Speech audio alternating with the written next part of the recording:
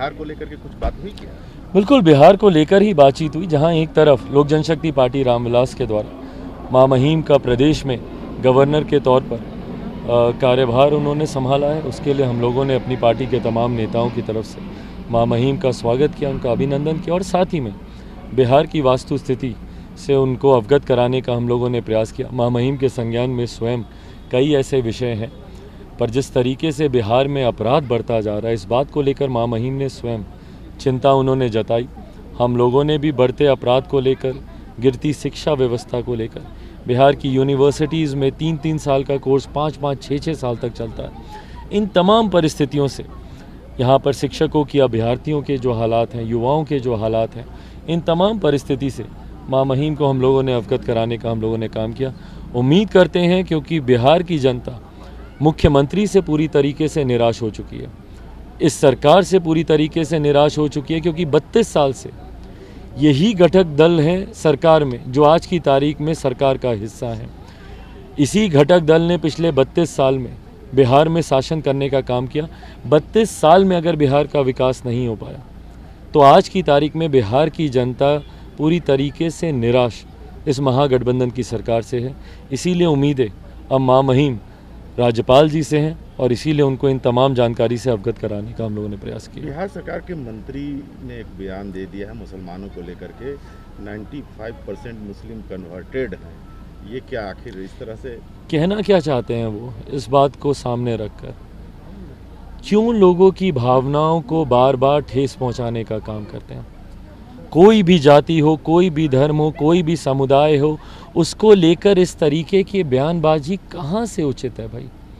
कभी आप लोग मुसलमानों के बारे में इस तरीके के बयान देते हैं, कभी हिंदुओं की आस्था को ठेस पहुंचाते हैं, राम रावण काल्पनिक पात्र हैं ये कहकर, कभी आप लोग रामचरितमानस का आप लोग अपमान करते हैं। क्या बिहार में बिहारी आपको नहीं दिखते? क्या ज़रूरी है कि हर बिहारी को एक जाति के साथ ही आप देखें, एक धर्म के साथ ही जोड़कर आप देखें? जिस दिन ये सरकार और इस सरकार के मंत्री बिहारियों को मुस्लिम बिहारी, अगड़ा बिहारी, पिछड़ा बिहारी, दलित बिहारी, हिंदू बिहारी के अलावा सिर्फ बिहारी की नज़र से देखने लगेंगे ना, बिहार की 90% समस्या का हल वहीं पर हो जाएगा। समस्या की जड़ में ये लोग खुद ही हैं, तो समाधान यात्रा पे मुख्यमंत्री क्या समाधान निकालेंगे?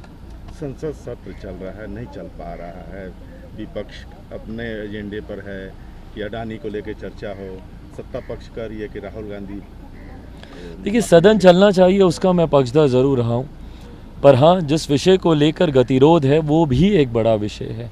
इस तरीके से हमारे देश का अपमान किसी अंतर्राष्ट्रीय पटल पर जाकर, भाई वो घर के भीतर की बात है, घर पे बैठकर लड़िए, झगड़िए, जो करना कीजिए, सदन में बहस कीजिए, इलेक्ट्रॉनिक मीडिया, सोशल मीडिया, हर माध्यम का आप इस्तेमाल कीजिए, पर किसी विदेश की धरती पर जाकर भारत भारतीयों की बुराई करना ये कहीं से उचित नहीं है।